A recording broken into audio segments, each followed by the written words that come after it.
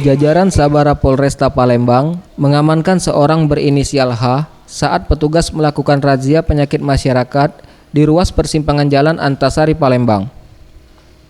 Kompol Rahmat Pakpahan selaku Kasat Sabara Polresta Palembang mengatakan, pria yang berprofesi sebagai tukang ojek konvensional ini diamankan saat petugas memberhentikan pelaku.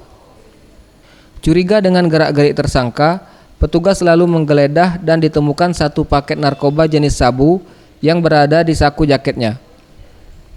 Menurut pengakuannya, barang haram tersebut didapatkannya dari seseorang berinisial A.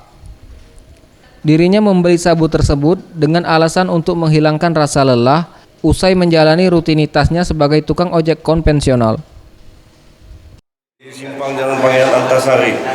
Jadi muasalnya dari hasil patroli hunting jajaran 1133. Patroli Sabara kita ini yang rutin diadakan setiap malam. Dicurigailah yang bersangkutan ini asal dari pelanggaran. Setelah digeledah ternyata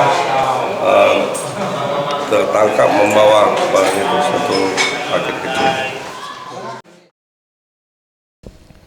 Untuk mempertanggungjawabkan ulahnya, tersangka dijerat dengan pasal 112 Undang-Undang Narkotika Nomor 35 Tahun 2009 tentang pemberantasan narkotika golongan 1 bukan tanaman dengan ancaman 10 tahun penjara.